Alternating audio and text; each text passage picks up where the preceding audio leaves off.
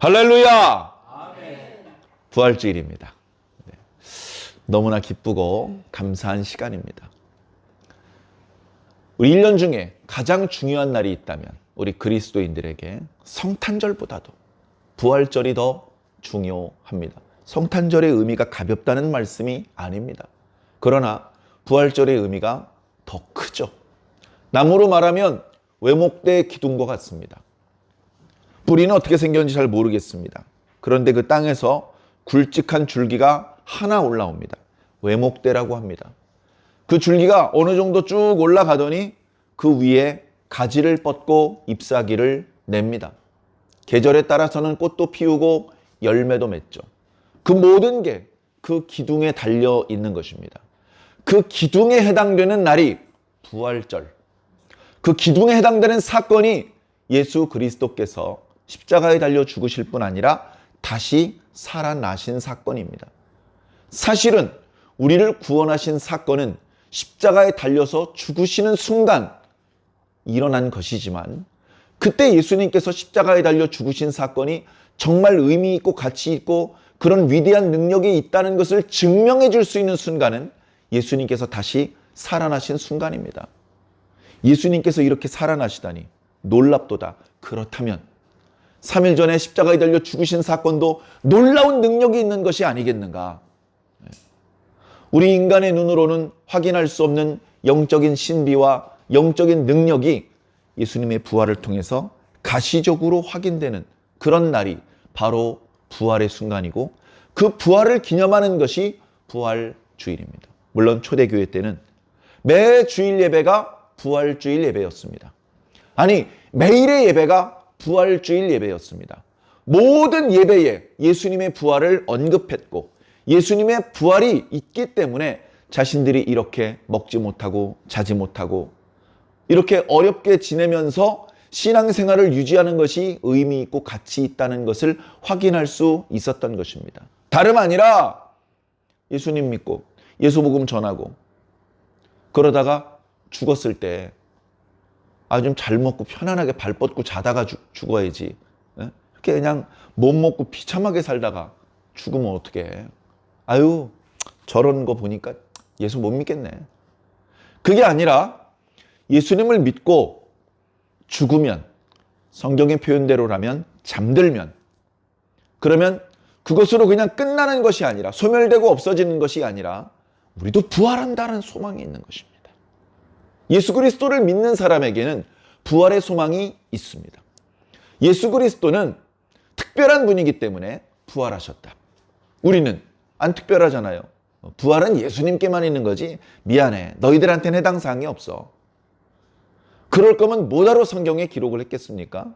그러나 성경은 이곳저곳에 반복적으로 말씀하시기를 너희들도 부활한다. 예수 그리스도께서 처음으로 부활하셨다. 그래서 첫 열매다. 열매가 첫 열매 하나 따고 끝나느냐? 아니다. 첫 열매 따고 그 뒤에 이어서 무수히 많은 열매가 맺히는 법이다. 그래서 예수님께서 십자가에 달려 죽으시고 다시 살아났던 것처럼 어쩌면 우리도 이 땅에 사는 동안에는 십자가를 등에 지고 가는 것처럼 고난의 연속인 것처럼 느껴질 때가 있지만 그 고난은 무의미한 개고생이 아니라 우리가 주님께 받게 될 영광에 비교한다면 아무것도 아닌 그런 수준의 고난일 뿐이고 그 이후에 우리가 하나님께 받게 될 영광은 우리가 상상할 수도 짐작할 수도 요구할 수 없는 더 크고 좋은 것을 하나님께 주신다. 그것을 부활로 성경은 표현하고 있는 것입니다. 우리가 보통 예수 천당, 불신 지옥, 우리 신앙의 결국을 천당으로 표현합니다. 천국. 그리고 구원으로 표현합니다. 여러분, 구원을 소망하셔야지 10원을 소망하시면 안 됩니다. 제가 약간 우스갯소리로 그런 표현도 드린 적이 있죠. 요한복음에서는요, 영생이라고 표현합니다. 영생. 우리가 구원받으면요, 또 몇 년 살다가 죽는 게 아닙니다. 계속 사는 거예요. 죽지 않는 것입니다. 그런 의미에서 우리가 받는 구원을 영생이라고 말합니다. 자, 그런데 오늘은 이렇게 말씀드리고 싶습니다. 우리가 소망하는 신앙의 결국, 우리가 말하는 그 구원은 뭐냐? 부활입니다. 부활을 경험하지 않는 구원은 없습니다. 부활을 거치지 않은 천국은 없습니다. 부활을 지나가지 않은 영생은 없습니다. 그러니까 그게 다 똑같은 거예요. 하나예요. 예수 그리스도께서도 죽은 자 가운데서 다시 살아나셨습니다. 사도 바울이 증언했죠. 부활을. 그리스도 안에 잠자는 자들이 깨어난다. 죽지 아니할 것을 입고 다시 일어난다. 우리도 변화한다. 요한계시록에서는요, 첫째 부활이라고 부활의 의미를 더 빛나게 표현해주고 있습니다. 첫째 부활이라고요? 야, 목사님 그 말씀 처음 재밌네요. 정말 성경에 있습니까? 예, 있습니다. 정말 있네요. 그럼 둘째 부활은요? 셋째 부활은요? 아니야, 12번째 부활이라도 얻었으면 좋겠어요. 둘째 부활은 없습니다. 모든 부활은 첫째 부활이에요. 둘째 사망이 있죠. 첫째 부활에 참여하지 못하는 모든 사람은 둘째 사망에 들어가게 되는 것입니다. 사랑하는 성도 여러분, 둘째 사망이 뭔지 궁금해하고 연구하지 마십시오. 왜냐하면 우리는 거기 갈 필요가 없기 때문에. 우리 첫째 부활에 대해서 관심을 가지시고, 이 부활이 뭔지, 부활이 왜 좋은 것인지, 부활이라는 말 속에 어떤 선물이 똘똘 뭉쳐 있는지 거기에 관심을 가지시고, 그 첫째 부활에 참여할 수 있는 자격을 얻기 위해서 매진하시는 그런 저와 여러분들이 되기를 바랍니다. 교회들마다 부활절을 중요하게 생각합니다. 저희 교회는 현수막 하면 2-3개밖에 안 붙였지만 교회들마다 현수막 10개씩도 붙입니다. 강단에 멋있는 꽃꽂이로 장식을 합니다. 또 뭐 이렇게 꽃이 피는 그런 화분이나 식물들로 교회를 장식하기도 합니다. 그런 것에 비하면 저희 교회는 별로 장식도 없고 그냥 수수하죠. 그러나 그게 뭐 중요하겠습니까? 옛날에 그런 말이 있더라고요. 쉰들러 리스트라는 영화에 보면 영화 끝머리쯤에 그 주인공인 쉰들러가 자기 덕분에 죽지 않게 된 유태인들 사이에 둘러싸여서 고맙다는 인사를 받고 있는데 자기는 고맙다는 인사를 받을 수가 없습니다. 왜냐하면 모든 유대인을 다 살린 게 아니라는 거예요. 몇 명은 살아났지만 더 많은 유대인들이 지금 죽었다는 겁니다. 그러면서 아이쿠, 여기 반지, 이 반지를 내가 왜 끼고 있지? 이걸 뽑아서 줬으면 한 명은 더 살릴 수 있었을 텐데. 아이쿠, 이 시계를 내가 왜 여태 타고 있지? 이 시계를 풀러서 줬으면 2사람은 살릴 수 있었을 텐데. 그런 생각을 하면서 울어요. 우니까 옆에 유대인들이 그의 어깨를 토닥토닥 해주면서 아닙니다. 당신은 최선을 다했습니다. 하면서 그에게 선물을 줘요. 도망가다가 연합군에게 잡히면 전범으로 처형을 받게 되는데 우리가 준 이 증표가 있으면 당신은 죽지 않을 겁니다. 하면서 유태인들이 이 사람은 독일인이고 전범 기업에서 사장으로 일을 한 사람이지만 유태인들을 대우해줬고 유태인들이 죽는 것을 막아주었습니다. 이 사람은 그 전쟁 범죄자들과 동일한 판결을 내리지 말고 선처해 주십시오. 이런 내용을 쓴 그런 것들을 이제 선물을 줍니다. 그래서 그것 때문에 또 살아나요.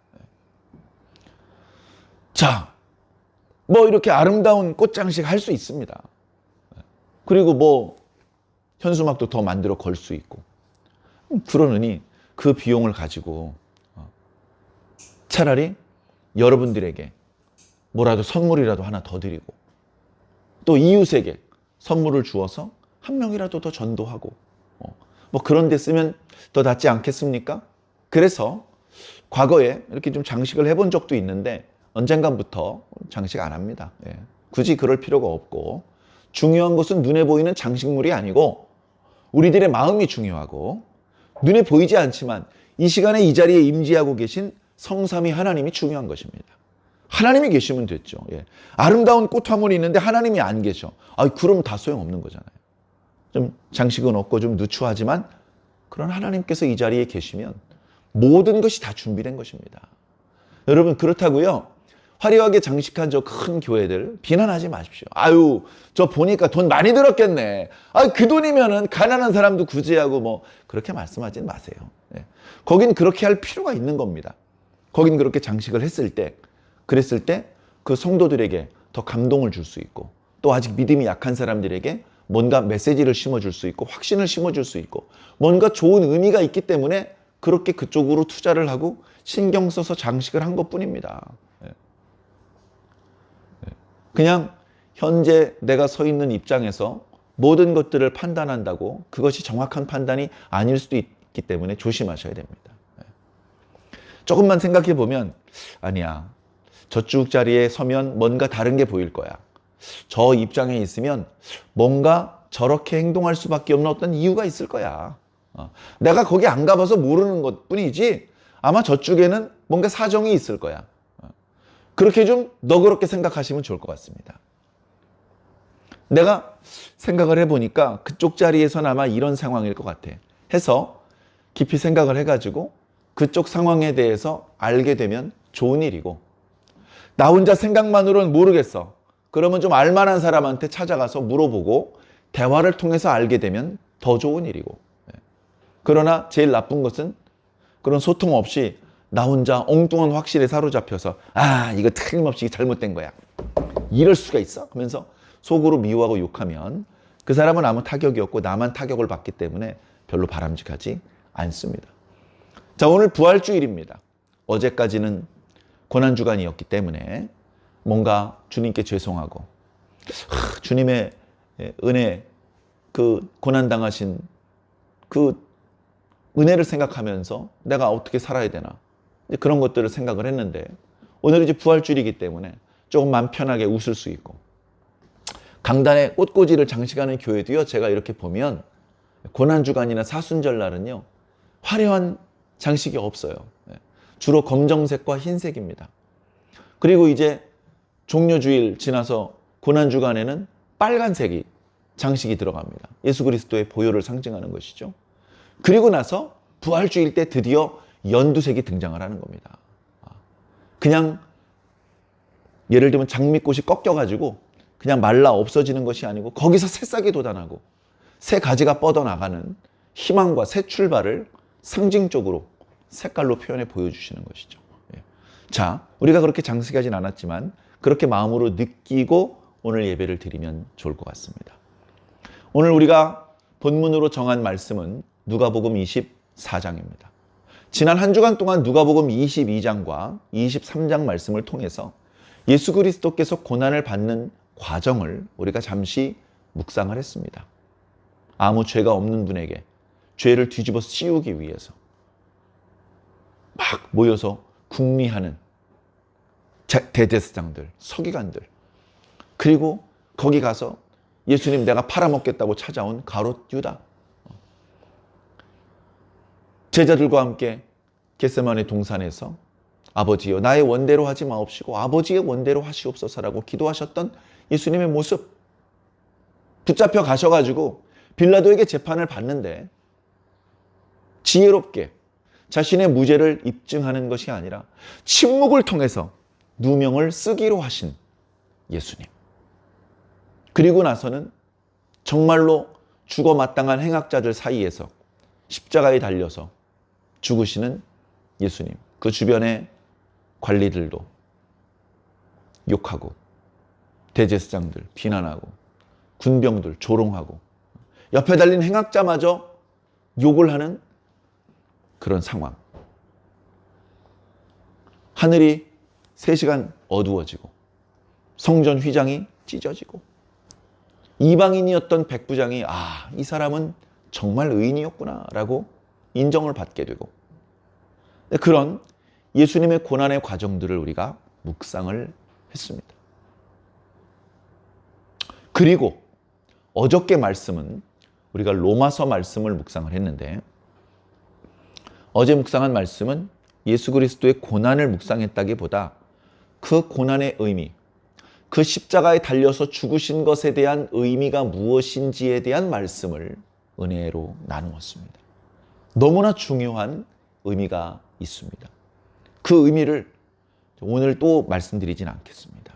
너무나 중요하기 때문에 여러분들께서 가능하시면 그 영상을 찾아서 보시기를 부탁을 드립니다.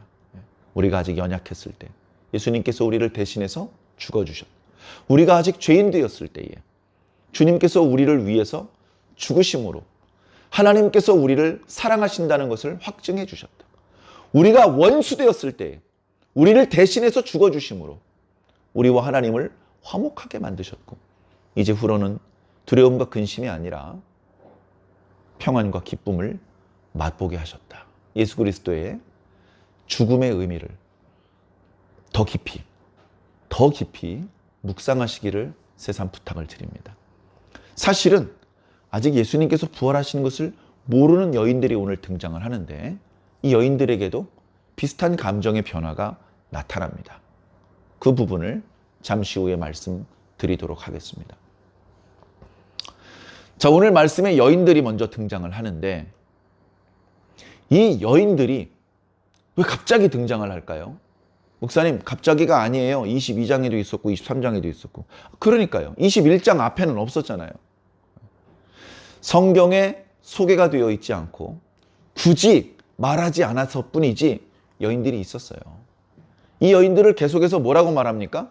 원래 유대인, 원래 그 예루살렘에 살던 동네 아줌마가 아니고 갈릴리에서부터 예수님을 따라왔던 사람이라는 겁니다. 오늘 말씀의 내용을 보면 예전에 갈릴리에 사셨던 말씀을 기억하는 사람들입니다. 그러니까 성경에는 주로 예수님이 등장하고 예수님 곁에 있는 제자들이 등장을 하지만 보이지 않게 그 제자들 곁에 이 여인들도 항상 따라다녔던 것 같습니다. 처음부터 따라다닌 건 물론 아니겠죠. 예수님께서 여자들부터 제자로 부르신 건 아닙니다. 예수님께서 12제자를 먼저 부르셨죠. 그런데 그 과정에서 12제자의 가족들 또는 가족은 아니지만 그 주변에서 예수님 말씀에 감동을 받고 예수님께서 베풀어 주신 기적의 은혜를 입었던 사람들 중에서 생업을 뒷전으로 하고 예수님 뒤를 따라다니면서 예수님과 제자들을 섬겼던 여인들이 여러 명 있었던 것 같습니다. 자, 이 여인들이 원래부터 있었는데 왜 갑자기 예수님께서 고난을 받으시는 장면에 이 여인들이 자꾸 등장을 하죠? 성경이 여인들이 그 자리에 있었더라. 여인들이 거기서 보고 있었더라. 여인들이 어디로 갔더라. 여인들이 어디로 오더라. 왜 이걸 중요하게 생각을 하죠? 이런 부분도 우리가 이제 초보 신앙인을 넘어서 성숙한 신앙인으로 나아가야 되기 때문에 이런 말씀들을 접하면 생각에 잠겨야 됩니다. 우리가 성경을 빨리 읽고 많이 읽는 게 목적이 아니잖아요. 의미를 모르면 성경을 여러 번 읽는 게 무슨 의미가 있겠습니까?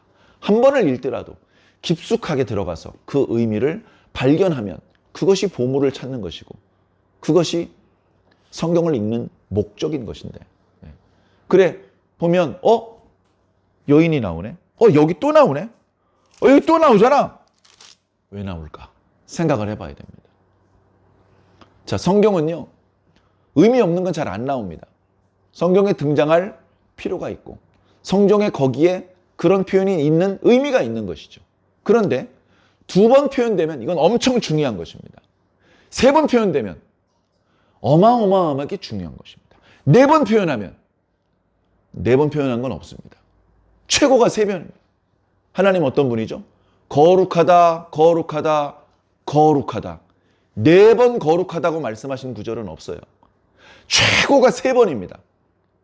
그러니 2번만 반복되어도 엄청나게 중요한 것이고 반복이 안 된 것도 의미가 있고 가치가 있으니까 여기 기록된 것입니다. 여인들이요 여러 번 나오고 있어요. 예수님께서 십자가에 달리실 때 여인들이 그 옆에서 보고 있습니다. 예수님께서 운명을 달리하셔 숨을 거두셨어요. 아리마대 사람 요셉이 가서 그 시신을 내려가지고 세마포로 싸가지고 한 번도 써보지 않은 무덤에 넣었는데 그 뒤에서 쭈구리가 이제 봅니다. 저기 저 오른편에 누워 계시는구만. 다 보고 집으로 돌아갑니다. 집으로 돌아가서 향품을 준비하더라. 그러더니 오늘 향품 들고 또 무덤에 가는 겁니다. 누가? 씩씩한 제자들이? 아니고 여자들이. 힘도 없을 것 같고 그렇게 젊은 여자들도 아니에요. 나이들도 좀 있고 그러다 보니까 뭐 힘도 없고 무슨 뭐 돈도 없고 아무것도 없는, 그냥 이렇게 밀치면 꽈당하고 넘어질 것 같은 그런 연약한 존재들인데 보니까 최고로 강해. 아무리 믿어도 넘어지지 않을 것 같은 베드로는 다락방에 숨어가지고 발발발발 떨고 있는데 여인들이 가시죠. 네, 가시죠. 우르르 가는 거예요. 자, 중요한 것은 여인들이 이렇게 사람들의 어떤 의심, 야, 너도 저 죄인이랑 한패라며, 이런 위험 또는 어떤 두려움, 새벽에 무덤에 가는 게 뭘 그렇게 신나는 일이겠습니까? 그런데 정상적인 상황이면 여자들이 그런 행동을 하지 않을 텐데, 그런데 이 여자들이 이런 행동을 하는 이유가 뭘까? 이유가 뭘까? 간단히 말씀드리면요, 계산이 아닙니다. 계산. 이렇게 하면 복 주셔. 요 상품 사는데 500원 들었거든. 500만 원 주셔. 500만 원어치 복을 주셔. 봐, 얼마나 이득이야. 응? 1000배나 이득이네. 1000배나. 그런 계산을 끝내고 이득이니까 이건 합시다. 그럽시다. 그렇게 움직인 게 아니라는 거예요. 네? 여러분, 계산하면 늦습니다. 계산을 해야 될 때가 있어요. 계산을 무조건 하지 말란 뜻은 아닙니다. 계산을 해야 될 때가 있는데 또 계산 없이 그냥 움직일 때가 있는 거예요. 계산 없이 움직일 때도 있는 거예요. 이 여인들은 계산하지 않고 움직이는 거예요. 야, 집에 안 가? 안 무서워? 왜 집에 안 가고 끝까지 남아있어? 왜 여인들이, 제자들은 다 도망가고 콧배기도 비치지 않고 있는데 왜 몇몇 여인들은 끝까지 십자가에 달려 계신 예수님을 바라보고, 뭐 멋있어서? 평소에 못 보니까?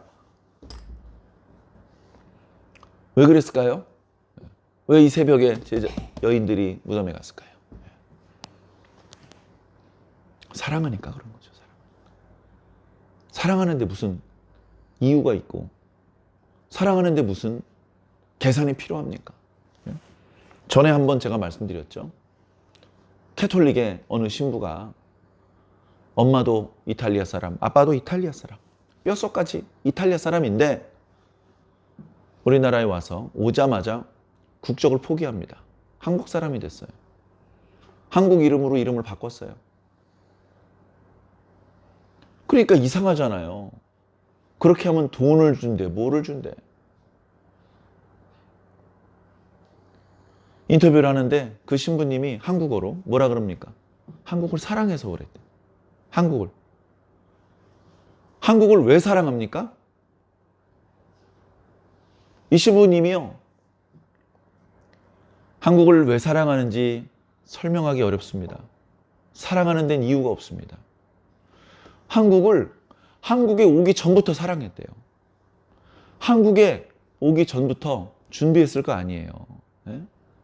신부가 되기 위해서 준비하고, 그 다음에 한국에 가기 위해서 한국의 언어와 문화 이런 것도 공부하지 않았겠습니까? 한국이 너무너무 사랑스럽더래요. 지금도 똑같이 사랑한대요. 사랑하니까 돈이 안 생겨도, 누가 박수 쳐주고 표창장 주지 않아도, 어떤 때는 동네 조폭한테 멱살을 잡혀도 그래도 한다는 거예요.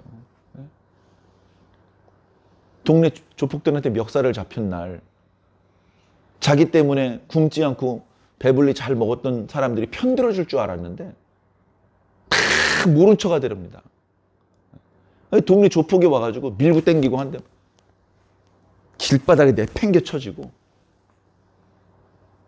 그 조폭이 막 욕하고 갔어요. 그때 이 신부님이 옆에 있는 사람들한테 너무 배신감을 느꼈어요. 사람이니까 그럴 수 있잖아요. 그래가지고 욕을 하고 싶은데 욕은 할 수 없고 그냥 집으로 갔어요. 아직 일이 안 끝났는데. 집으로 가서 밥도 안 먹고 잠도 안 오고, 그래서 그 신부님이 기도하는 방으로 들어갔어요. 그날 많이 울었대요. 많이 울었대요. 예수님께서 그렇게 죽으셨거든요. 예수님께서 제자들에게 얼마나 배신감을 느꼈을까요? 내가 그렇게 사랑해 줬는데, 다 다 버려도 니들은 안 버릴 거라고 생각을 인간적으로 어쩌면 했을 수도 있는데 예수님 철저히 버려지셨어요. 그 제사장들하고 저 유대인들 예루살렘 시민들한테 버려진 게 아니고 12제자들한테 버려진 거예요. 네. 하나님께 버림받은 거예요. 잠깐이지만. 버림받는 건요 고통스러운 일입니다. 아주 세차게 땅바닥에 던져져서 고통스러운 게 아닌 거예요. 부드럽게 밀어도요 버림받는 건요 견디기 힘든 고통입니다. 그 고통을 예수님께서 당하신 거예요. 못 박힌 것만 아픈 게 아니라는 말씀이에요. 그 예수님께서 그렇게 죽으시는데 원망하지 않으셨다는 거예요. 원망하지 않았어요. 저놈 새끼 저거 내 그렇게 안 봤는데 도망가네 저. 그렇게 생각하지 않으셨다는 거예요. 우리가 말씀 묵상해서 알지만 못질한 그 로마 군병의 죄도 용서해달라고 기도하셨던 분이에요. 왜 그렇게 합니까? 사랑하니까. 사랑하니까 예수님께서 그런 행동을 하신 거예요. 사랑하니까. 왜 사랑하십니까? 그건 설명하기 어려워. 그건 설명하기 어려워. 예수님께서 왜 베드로를 사랑하시는지, 왜 요한을 사랑하시는지. 요한이 잘생겼으니까? 베드로가 그래도 빠릇빠릇 충성하니까? 하는 짓이 이쁘니까?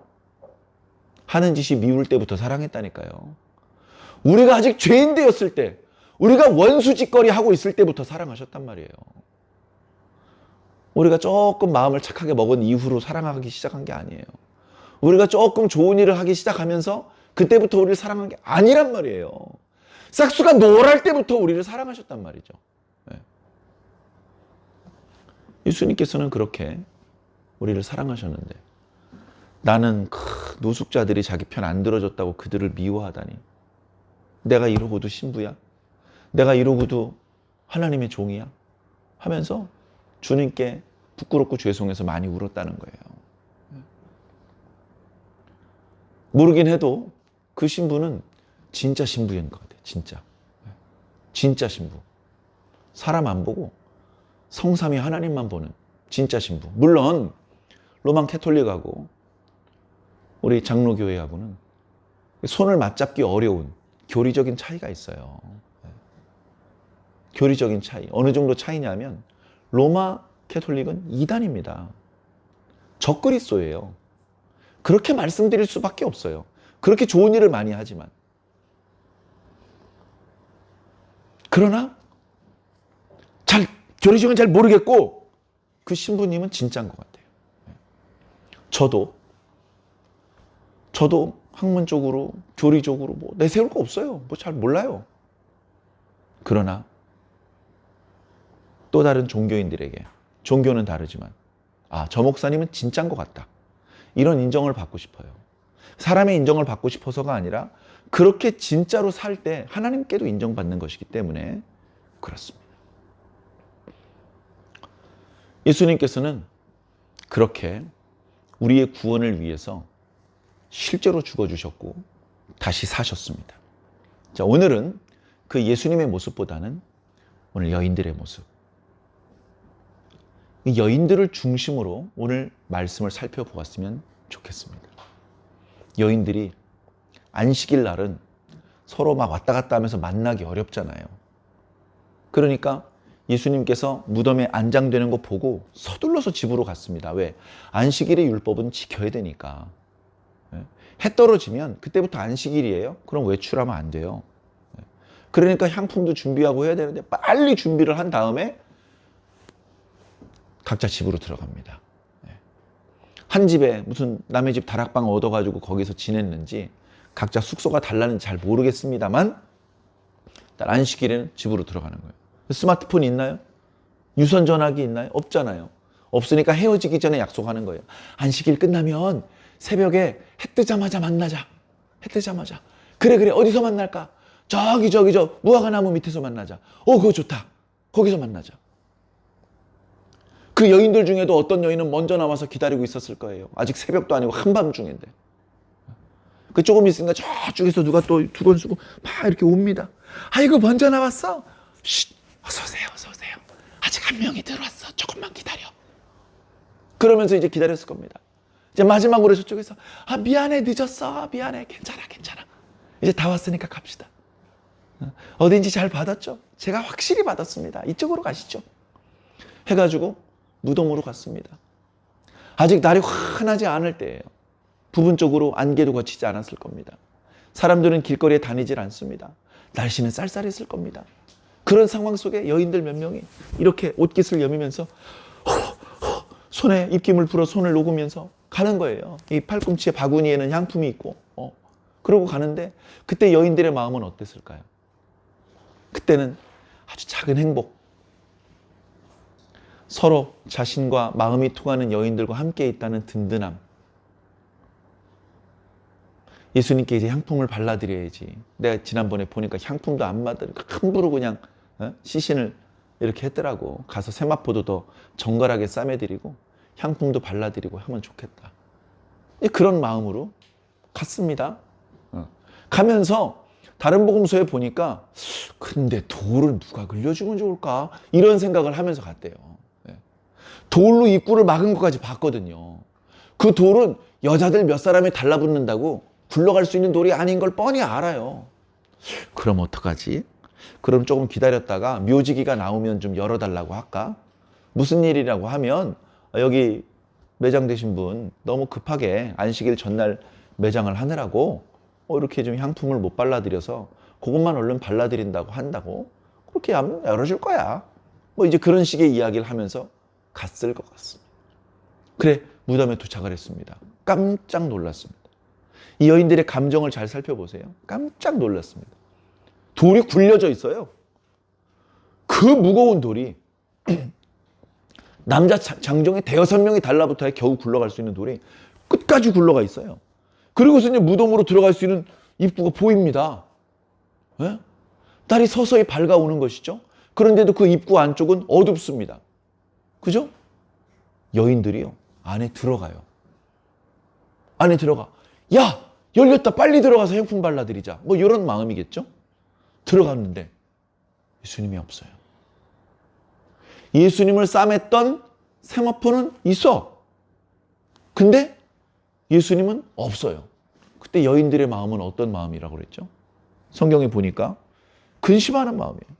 4절에 이로 인하여 근심할 때에 그때 또 깜짝 놀랄 일이 발생합니다.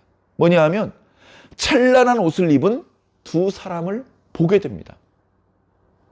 이 두 사람을 어떤 복음서에서는 두 청년, 어떤 복음서에서는 두 천사. 천사인지 청년인지 뭐가 중요합니까? 네? 여러분, 우리는요, 뭐가 중요한지를 알아야 돼요. 네. 뭐가 중요한지를 알아야 돼요. 성경에서 보라고 하신 걸 봐야 돼요. 네. 예를 들면 달을 봐라 그러면 달을 봐야지 손가락 보고 있으면 안 되는 거죠. 네. 이 성경에서요, 여인들을 보라고 말씀하시는 거예요. 여기 찬란한 옷을 입은 두 사람은 그렇게 중요한 존재가 아닙니다. 자, 근데 신기하긴 하죠. 옷을 입었어요. 근데 옷에서 빛이 뿜어져 나와, 옷에서. 옷에서. 아마 얼굴과 몸에서도 빛이 뿜어져 나왔을 겁니다. 그게 강렬한 빛이었는지 어슴푸레한 빛이었는지 그거 중요하지 않아요. 빛이 뿜어져 나왔어요. 얼굴을 보았더라면 얼굴에서도 빛이 뿜어져 나왔더라, 아마 이렇게 기록했을 텐데 이 여인들이 얼굴을 볼 정신이 없이 얼굴을 땅에 댑니다. 놀랐기 때문이죠. 그죠? 놀랐습니다. 여인들이요, 어찌하여 살아계신 분을 죽어있는 사람이 있을 법한 곳에서 찾느냐. 그는 살아나셨다. 그분이 갈릴리에서 하셨던 말씀을 좀 잘 기억해봐라. 그렇게 말씀하시는 겁니다. 놀라운 건 뭐죠? 말씀이 기억나는 거예요. 말씀이 기억나는 겁니다.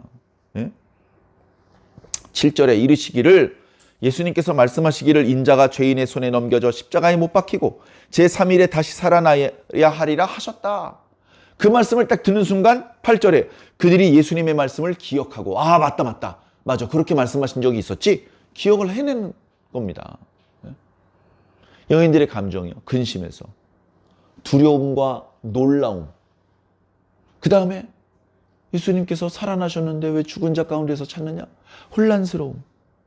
이런 감정에서 갑자기 확신이 들고 마음에 평안이 생깁니다.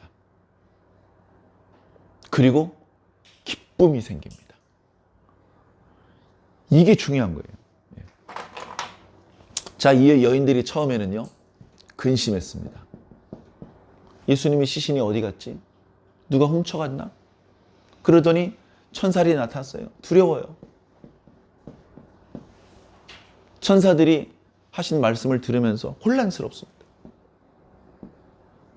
그런데 이런 마음의 상태가 끝까지 유지된 게 아니고 변하는 거예요. 확신. 그 다음에 평안. 그리고 더 나아가서 기쁨. 이 마음이 이 마음으로 바뀐 거예요. 그 왜 이 마음이 이 마음으로 바뀌었나 봤더니 말씀. 말씀 때문이에요. 말씀. 자, 여기서 또 오해가 없으시기 바랍니다. 두 천사가 이렇게 말했다고 말씀드렸죠. 너희들은 어찌 살아계신 분을 죽어있는 자 가운데서 찾느냐? 이 말을 듣고 혼란스러워졌어요. 말씀을 듣고 기쁨으로 간 게 아니고 말씀을 듣고 혼란스러워졌잖아요. 목사님, 이거 어떻게 된 거예요? 천사의 말씀이 아니고 예수님의 말씀입니다. 이 말씀은. 그 천사가 뭐라고 말한 거예요? 야, 인마, 예수님께서 하셨던 말씀을 좀 기억해봐 라고 말한 겁니다. 자신들이 지금 현재 말하는 게 아니고 예수님께서 이미 해주셨던 말씀, 그걸 좀 기억해봐. 예수님께서 갈릴리에서 뭐라고 말씀하셨니? 인자가 십자가에 달려서 죽게 될 것이다. 3일 만에 다시 살아날 것이라고 말씀하셨잖아. 아, 맞다. 맞아. 그렇게 말씀하셨던 거 생각이 나네. 그 예수님의 말씀을 지나서 확신과 평안과 기쁨을 얻게 된 거예요.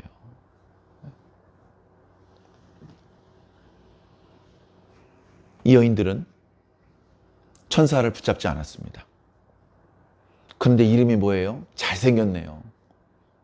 이러진 않았어요. 그건 중요한 게 아니야. 중요한 건 예수님이고 예수님의 말씀이에요. 예수님의 말씀이 기억났어요.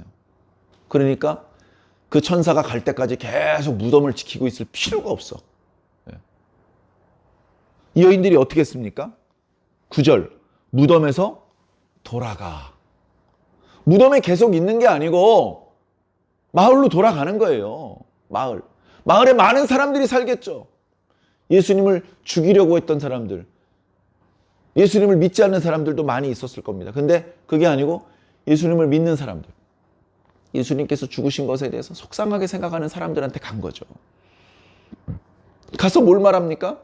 우리가 무덤에 갔었는데 무덤이 문이 열려 있고 무덤 안에 예수님이 안 계시고 우리가 거기서 찬란한 옷을 입은 두 사람을 만났는데 그 두 사람이 말하기를 살아계신 분을 왜 죽어있는 곳에서 찾느냐라고 말하더라. 우리가 그 말씀의 뜻을 이해하지 못해서 혼란스러워하고 있을 때 그가 말씀하시기를 예수님께서 갈릴리에서 하셨던 말씀을 좀 기억해봐라. 그분이 거기서 뭐라고 말씀하셨냐면 내가 십자가에 달려서 죽을 것이고 3일 만에 다시 살아날 것이라고 말하지 않았느냐. 그렇게 얘기를 하는데 예수님께서 그렇게 말씀하시게 생각이 나더라. 생각나죠? 하면서 무덤의 문이 열렸고 예수님께서 살아나셨다는 사실을 주변에 알리기 시작을 한 겁니다. 주변에 알리기 시작한 거예요. 아직도 의심하고 아직도 두려워하고 아직도 근심하고 있다면 알리지 못해죠. 그러면 소식을 들은 사람이 계속 근심이 퍼져나갈 거 아닙니까? 그게 아니에요. 지금 이 소식을 전하는 여인들은 근심이 없어요. 확신이 있어. 확신. 예수님 다시 살아나셨다는 거예요. 아, 말씀하신 대로 됐구나. 그러면 어때요? 걱정할 필요가 없잖아요. 마음 편안해지는 것이죠. 아니죠. 그 평안을 넘어서 기쁘죠. 기뻐. 그래서 얼굴이 막 희색이 만면해가지고 펄쩍펄쩍 뛰면서 이 방에 갔다 저 집에 갔다 하면서 이 소식을 들어 이 근심과 두려움과 혼란의 상황에서 빠져나와야 될 그리스도인들에게 소식을 전해주는 거예요. 소식을 듣는 사람들마다 이 어두운 감정에서 밝은 감정으로 나올 수가 있었습니다. 물론 다는 아닙니다. 말씀 11절에 보니까 사도들인데, 사도들. 11사도라고 표현하고 있어요. 한 명은 예수님 팔아먹었잖아요. 이제 사도가 아니에요, 그 사람은. 11사도가 남았어요. 그 11사도에게 소식을 전해줬어요. 아마 그 누구보다도 이 소식을 기다렸을 그들이에요. 그들 중에는 무덤에 갔던 사람의 아들도 있어요. 그죠? 야고보와 요한의 어머니도 무덤에 갔었다고 10절에 기록하고 있잖아요.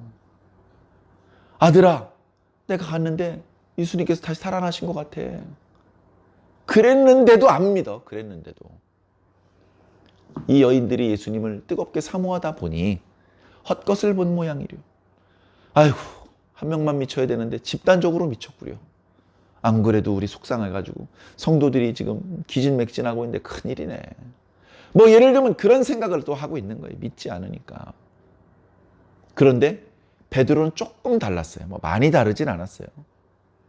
여인들의 말을 듣고 거기가 어딥니까? 이 베드로는 십자가 예수님께서 달리는 것도 못 봤고요. 무덤에 안장되는 것도 못 봤어요. 여인들의 말을 듣고 무덤을 찾아갑니다. 거기 대충 어딘지 알아. 찾아갑니다. 찾아가요. 다른 복음서의 말씀을 보면 두 사람이 갑니다. 두 사람이. 베드로가 먼저 도착을 했어요. 먼저. 도착을 했는데 안에 못 들어가. 뒤늦게 쫓아온 다른 제자가 먼저 무덤 안에 들어가니까 베드로가 따라서 들어갑니다. 들어가 보니까 예수님이 안 계셔요. 세마포만 거기 있는 거야. 그걸 보고 나온 거예요. 빈 무덤을 보고 나온. 살아계신 예수님을 본 건 아니고 그냥 비어있는 무덤만 보고 나온 겁니다. 그러면서 놀랍다. 그리고 집에 갔다는 거예요. 이 놀랍다. 다시 말해서 아직 이쪽으로 못 온 거야. 아직 이쪽으로 못 오고 여기 있어. 혼란스럽지. 혼란스러워. 머리가 뒤죽박죽이야. 분명히 죽으셨는데 무덤은 비어있고 여인들은 다시 살아났다고 천사를 봤다 그러고 있고. 뒤죽박죽이죠. 뒤죽박죽. 왜 이쪽으로 못 왔죠? 말씀을 못 지나간 거예요. 말씀을 지나가야 우리는 확신에 찰 수 있고 평안할 수 있고 기뻐할 수 있는 것입니다. 여인들의 모습을 다시 한번 살펴보겠습니다. 이 여인들은요. 가만히 있지 않았어요. 가만히 있지 않았어요. 제자들에게 알리는 데까지 갔어요. 그냥 기뻐하지만 않았어요. 제자들을 향해서 달려갔어요. 그래서 오늘 말씀에 이 여인들에게 바라시는 대로 여인들이 했고, 그리고 제자들도 그렇게 했어야 되는데 제자들은 아직 그러지 못했습니다. 그리고 더 중요한 건 뭐냐? 오늘 지금 이렇게 예배드리는 저와 여러분들은 어떤 상태냐 이거죠. 자, 하나님의 말씀, 이 말씀을 기억해야 돼요. 말씀을 좀 기억해라. 기억하니까 확신이 생기는 거예요. 아, 말씀대로 되었구나. 성경대로 되었구나. 계속해서 성경대로 되고 있구나. 아직 이루어지지 않은 부분도 성경대로 되겠구나. 그런 확신을 가져야 되는 거예요. 그 다음에요. 믿어야 돼요. 믿어야 돼. 강을 건넙니다. 추운 겨울날 강을 건너야 돼. 강이 얼다 보니까 배가 안 다녀요. 배가 안 다녀. 그러면 뭘 기대할 수 있겠습니까? 얼음이 두툼하게 얼었다면 조심조심 얼음을 밟고 넘어갈 수 있잖아요. 근데 얼음이 살얼음이면 어때요?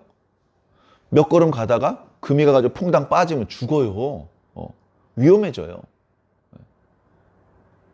그래가지고 이거 얼음 이거 밟아도 되는 거야 이거? 이러고 있는데 어떤 아저씨가 막 뛰어가요. 쾅쾅쾅쾅 하고 뛰어가는데 얼음이 짱짱하게 얼어 있어. 아저씨, 그 강이 그렇게 얼음이 두껍게 얼어 있다는 거 어떻게 알았어요? 아까 이쪽으로 건너올 때 알았어. 그 아저씨도 저쪽에서 이쪽으로 건너올 땐 조심조심 왔는데 보니까 짱짱하게 얼어 있어. 그걸 확인했으니까 아무 걱정 없이 편안한 마음으로 반대쪽으로 뛰어갈 수 있는 거예요. 쾅쾅거리면서. 그걸 보면 어때요? 얼음이 두껍게 얼었다는 게 믿어지니까 아무 걱정 없이 그 얼음 위를 성큼성큼 걸어갈 수 있는 거예요. 이렇게 할 필요 없어. 뭐 두드려 볼 필요가 없다고요. 말씀이 기억나고 그 말씀을 믿으면 두려워할 필요가 없어요. 예, 두려워할 필요가 없어요. 우리 교회는 도대체 언제 부흥하는 겁니까?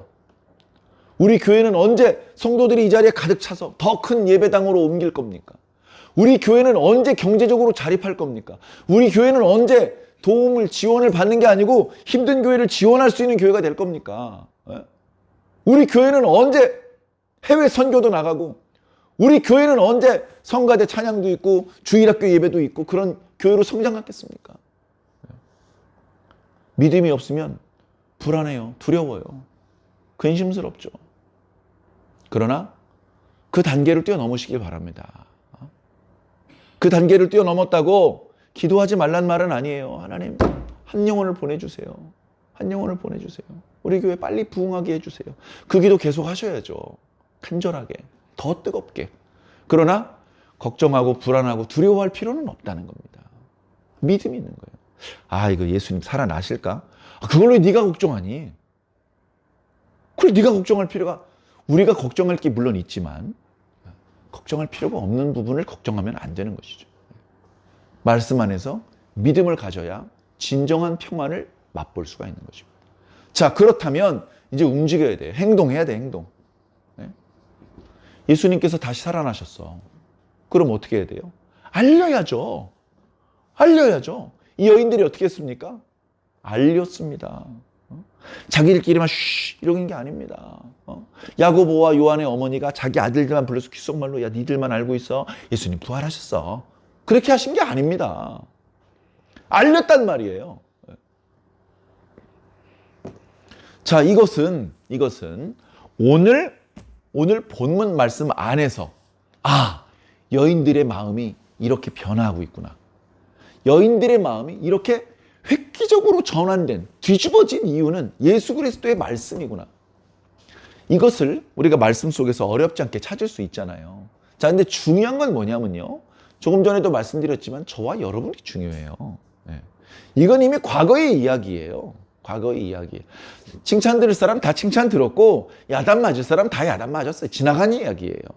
우리는 아직 끝나지 않은 이야기예요. 우리 중에 누가 야단 맞을지, 우리 중에 누가 칭찬받을지 아직 결정된 게 아니에요. 몰라요. 아직 모르는 이야기예요. 우리 다윗과 골리앗 싸워서 누가 이겼습니까? 다윗이 이겼죠? 결과를 알아요, 몰라요?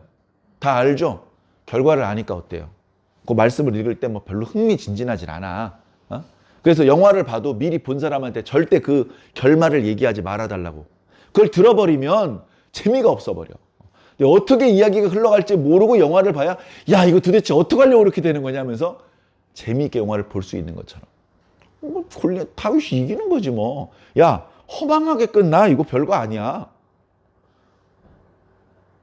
그런데 우리가 어떻게 될지 결과를 아직 몰라요. 예? 하나님은 아실지 모르지만 절대 알려주지 않으십니다. 예? 우리 똑같이 이 상황에 서 있어요 지금. 똑같이 이 자리에 서 있다. 이때 당시 여인들하고는 좀 다르겠죠. 우리들이 왜 근심하는지, 우리들이 무엇을 두려워하는지, 우리들이 뭐 때문에 혼란스러워하는지. 저 여인들의 문제하고는 좀 다른 이유겠지만 우리 나름대로의 두려움이 있어요. 우리 나름대로의 근심이 있고요. 혼란이 있습니다. 예? 그리스도인이기 때문에 모든 혼란은 다 이미 끝났고 그렇습니까? 아니에요. 아니에요. 집사가 되면 성도 때 가지지 않았던 근심을 가지게 될 수 있습니다. 장로가 되면 집사 때 몰랐던 두려움을 느낄 수 있습니다. 목사가 되면 장로 때 몰랐던 혼란이 생길 수 있어요. 그 모든 상황에 뭐가 필요하다? 예수 그리스도의 말씀이 필요하다. 성경 말씀이 필요하다. 답은, 열쇠는 성경입니다. 성경. 성경을 떠나서 나 혼자 문제를 해결하려고 해결이 안 됩니다. 더 실이 꼬여버립니다. 성경을 읽고 답을 찾으면 할렐루야. 성경을 읽었는데도 잘 모르겠으면 성경을 많이 읽어본 분한테 기도도 부탁하고 말씀의 의미도 부탁하고 자기의 고민도 털어놓고 그것도 안 되면 목사님 찾아가는 거죠. 가끔 이런 분이 있습니다.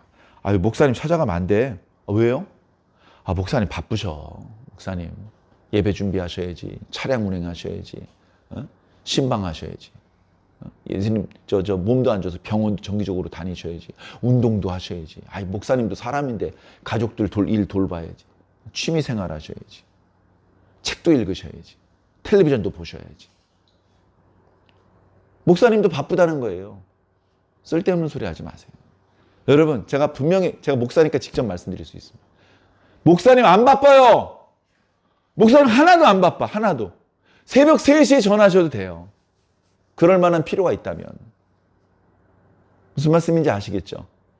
목사님이 바빠도요, 여러분들이 전화 받는 게 제일 중요합니다. 아무리 바쁜 일을 하고 있어도 여러분들이 부르면 달려가는 게 그게 목사입니다. 그거 못하면요, 목사가 아니죠. 그거 못하면 목사가 아니죠. 목사님 안 바쁩니다. 이런 거 가지고 기도 부탁을 하셔야 됩니다. 이거 목사님한테는 얘기하지 마. 왜요? 왜? 목사님한테 왜 말씀드리지 말아요? 목사님 걱정하셔.